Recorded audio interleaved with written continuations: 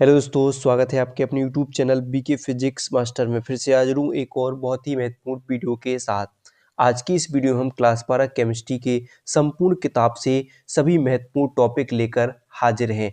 अगर आज की ये वीडियो आप देख लेते हो, एक गारंटी है यूपी बोर्ड 2026 में आपके 70 में से 70 नंबर पक्के होने वाले। यानी अभी तक सबसे ज़्यादा पूछे गए इम्पोर्टेंट टॉपिक आज की इस वीडियो में बताने वाले हैं और वे टॉपिक सबसे ज़्यादा रिपीट होते हैं और जैसे बताएंगे किस तरीके से पेपर में पूछे गए थे और पूछे जाते हैं। तो वीडियो बहुत ही महत्वपूर्ण है, वीडियो को अंत तक देखिएगा। गारंटी है अगर आप इस वीडियो को पूरा देख लेते हो और आज जो मैं टॉपिक आपको बताने वाला हूँ इन टॉपिकों को अच्छे तरीके से तैयार कर लेते हो तो गारंटी आपके 70 में 70 पक्के होने वाले हैं। तो आइए देखते हैं वो कौन कौन से टॉपिक हैं यानी प्रश्न हैं। बिल्कुल जिस तरीके से प्रश्न आते हैं वैसे ही आज की इस वीडियो में आप देखने वाले हैं। तो वीडियो को अंत तक देखिएगा, पसंद आए तो लाइक कीजिएगा, ज़्यादा से ज़्यादा हो सके शेयर कीजिएगा, नए हो तो सब्सक्राइब जरूर कीजिएगा। जैसे कि आज का हमारा पहला सबसे ज़्यादा महत्वपूर्ण प्रश्न है जो कि है मोलरता तथा मोलरता की परिभाषा दीजिए तथा इनमें अंतर स्पष्ट कीजिए। पेपर में पूछ लिया जा सकता है। यानी आपको ये तीन चार अंक वाले या 6 अंक वाले 5 अंक वाले प्रश्न इसमें हम बताने वाले हैं। 5 अंक वाले 3 4 5, ठीक है। तो मोलरता तथा मोलरता की परिभाषा दीजिए तथा इनमें अंतर स्पष्ट कीजिए। मोस्ट इंपोर्टेंट प्रश्न है, इसको तैयार जरूर कीजिएगा। फिर सेकंड प्रश्न है आवासशील विलेय तथा वाष्पशील विलायक से बने विलयन के लिए राउल्ट नियम की व्याख्या कीजिए। इस नियम का गणितीय व्यंजक भी प्राप्त कीजिए। इम्पोर्टेंट है, राउल्ट का नियम पूछ लिया जा सकता है। फिर है वांट हाफ गुणांक पर संक्षिप्त टिप्पणी लिखिए, प्रश्न आ जाएगा। फिर है हेनरी का नियम क्या है, इसके अनुप्रयोग तथा सीमाएं लिखिए। या तो प्रश्न ऐसे पूछ लिया जाएगा हेनरी का नियम क्या होता है, इसके दो अनुप्रयोग लिखिए या उसकी सीमाएं लिखिए। तो इसको भी तैयार करना है, मोस्ट इंपोर्टेंट प्रश्न है। फिर है परासरण दाब को परिभाषित कीजिए। आप कैसे प्रदर्शित करेंगे कि परासरण दाब एक अणुसंख्य गुणधर्म है। मोस्ट इंपोर्टेंट प्रश्न, मोस्ट या प्रश्न आपसे केवल परासरण दाब की परिभाषा पूछने के लिए आ सकती है। परासरण दाब को परिभाषित कीजिए, ऐसे भी पूछा जा सकता है। आप देखिए अगला प्रश्न है आपके पास। देखिए क्वथनांक में उन्नयन क्या है। क्वथनांक में उन्नयन से आप क्या समझते हैं। क्वथनांक में उन्नयन और विलेय के द्रव्यमान में संबंध स्थापित कीजिए। इंपोर्टेंट प्रश्न है। या तो आपसे ऐसा पूछ लिया जाएगा कि जो मूललता से संबंध भी पूछ लिया जा सकता है इसका, ठीक है।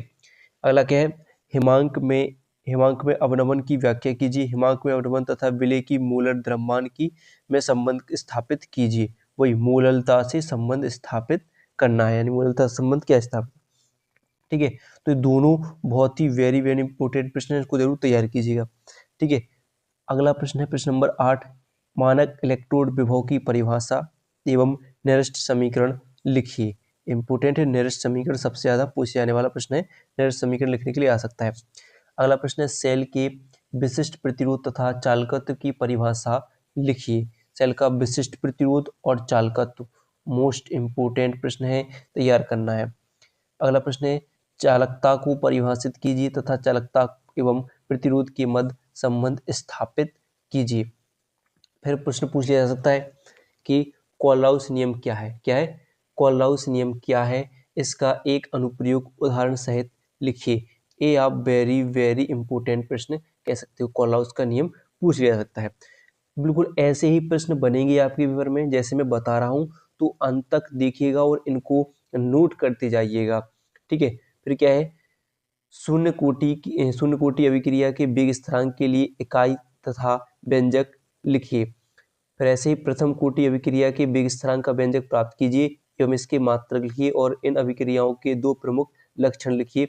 वेरी वेरी इंपॉर्टेंट प्रश्न है, पूछ लिए जा सकते हैं, ठीक है। फिर प्रश्न नंबर 14, संक्रमण तत्व क्या होते हैं, इनके चुंबकीय एवं उत्प्रेरकीय गुणों को समझाइए। डी ब्लॉक के तत्वों से प्रश्न जरूर बनेगा संक्रमण तत्व वाला, इसके गुण जरूर रट लेना है। चुंबकीय और उत्प्रेरकीय गुण या संक्रमण तत्व रंगीन यौगिक या आयन क्यों बनाते हैं या ये परिवर्ती ऑक्सीकरण अवस्था क्यों प्रदर्शित करते हैं, इन प्रश्नों को जरूर रटिएगा। अगला प्रश्न है लेंथेनाइट आकुंचन क्या है। लेंथेनाइट आकुंचन के प्रभाव की विवेचना कीजिए। इसको तो आप जरूर तैयार कीजिए, इस साल ये आपके पेपर में आने वाला है। फिर है डी ब्लॉक तथा एफ ब्लॉक के तत्वों की परिभाषा पूछ ली जा सकती है, या प्रश्न पूछ लिया जाएगा कि डी ब्लॉक एफ ब्लॉक के तत्वों की, एफ ब्लॉक के तत्व क्या होती है, एफ ब्लॉक के तत्वों को परिभाषित कीजिए तथा इनकी विशेषताएं लिखिए। विशेषताएं भी पूछ ली जा सकती हैं एफ ब्लॉक के तत्वों की, और डी ब्लॉक के तत्वों के सामान्य इलेक्ट्रॉनिक विन्यास लिखने के लिए आ सकती हैं। फिर है प्रश्न, एक दंतुर, द्विदंतुर तथा उभय दंतुर लिगेंड से क्या तात्पर्य है, प्रत्येक के 2 उदाहरण दीजिए। इस प्रकार आ सकते हैं, ठीक है, ऐसे कर सकते।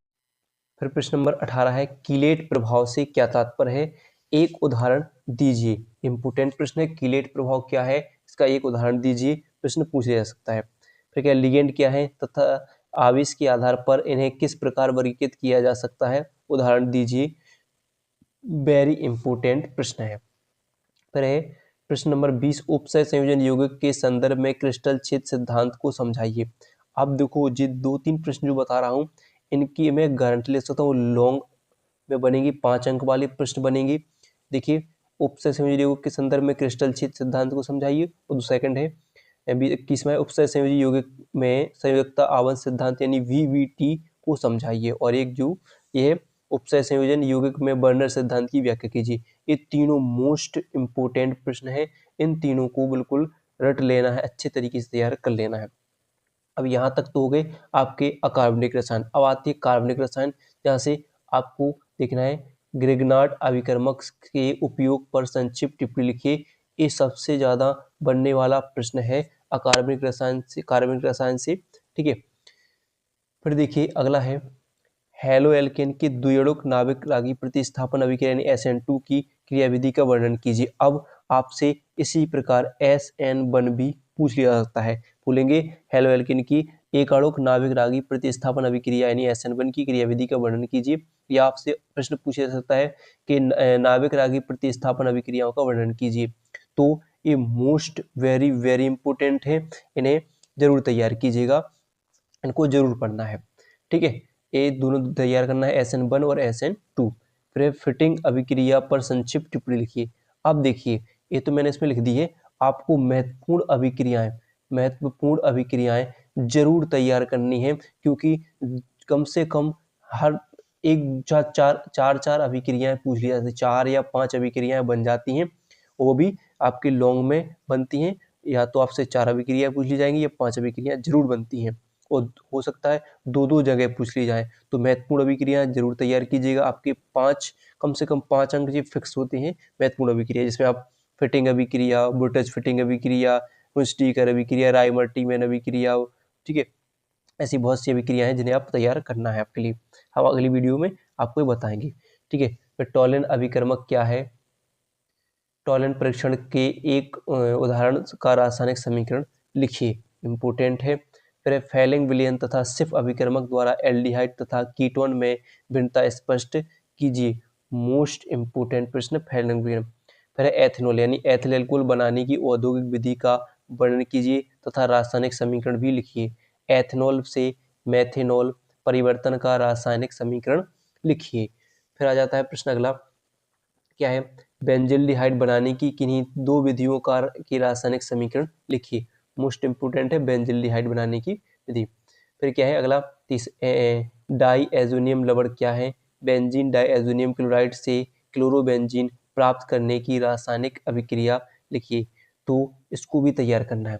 देखिए, बहुत इंपोर्टेंट प्रश्न है, अगर आप ईमानदारी से तैयार करोगे तो इनसे बाहर आपको और प्रश्न नहीं मिलेंगे, इसी से आएंगे। और ये प्रश्न जो अभी तक बोर्ड परीक्षा में पूछे गए हैं उन्हीं से लिए गए हैं। फिर एमीन किसे कहते हैं, प्राथमिक द्वितीयक तथा तृतीयक एमीन को एक एक उदाहरण देते हुए समझाइए।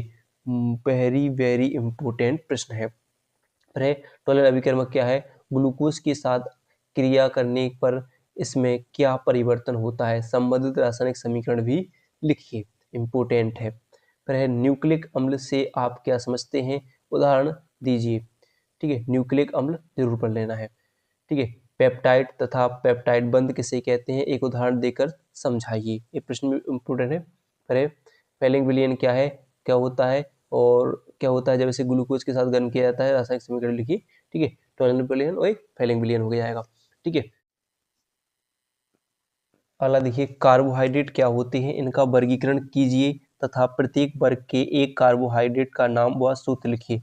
कार्बोहाइड्रेट जरूर पढ़ना है, का लास्ट वाले चैप्टर से जरूर। जैसे इसमें जो ग्लूकोज की संरचना बनाने के लिए फिर ग्लूकोज फ्रक्टोज की रासायनिक समीकरण, इनको जरूरत है। जैसे देखिए, ग्लूकोज में CHO समूह होने के बावजूद यह सिर्फ अपरक्षण नहीं देता है, ना ही सोडियम बाईसल्फाइड तथा अमोनियम से क्रिया करता है। कारण सहित व्याख्या करने के लिए पूछ ली जा सकती है। फिर देखो अगला, एमिनो अम्लों की उभयधर्मी प्रकृति की व्याख्या कीजिए। फिर प्रोटीन की प्राथमिक, द्वितीयक, तृतीयक और चतुष्क संरचना और प्रोटीन के विकृतीकरण की व्याख्या कीजिए। इसे आप वेरी इंपॉर्टेंट प्रश्न कह सकते हो। फिर ल्यूकास परीक्षण पर संक्षिप्त परीक्षण जरूर याद करना है। मॉलेस परीक्षण, मॉलेस, ल्यूकास, इनको तैयार कर लेना है। फिर देखिए अगला है मोनोहाइड्रिक, डाइहाइड्रिक तथा ट्राइहाइड्रिक फिनोल से फिनोल क्या है, इन सभी का संरचना सूत्र लिखिए, इंपोर्टेंट है। फिर डाई एथिल ईथर बनाने की विलियमसन संश्लेषण विधि का रासायनिक समीकरण लिखिए। ईथर की शुद्धता का परीक्षण किस प्रकार किया जाता है, ये सबसे ज्यादा पूछे जाने वाला मोस्ट इम्पोर्टेंट प्रश्न है। फिर देखिए डीडीटी का पर्यावरण पर क्या प्रभाव पड़ता है, इसको जरूर तैयार कर लेना है। फिर है उभयदंती नाविक रागी समूह क्या है, उदाहरण द्वारा समझाइए और KCN तथा AgCN की हेलो एल्केन से क्रिया को भी कारण सहित समझाइए। फिर है प्रिकलैंड अभिक्रिया का रासायनिक समीकरण लिखिए, ये भी मोस्ट इम्पोर्टेंट है। यानी आपको जो मैंने 45 प्रश्न बताए हैं, इनको आप अच्छे से तैयार करोगे तो गारंटी है इसके बाहर कोई भी प्रश्न नहीं जाएगा। वीडियो पसंद आई हो तो वीडियो को लाइक और चैनल को सब्सक्राइब करना ना भूलिएगा।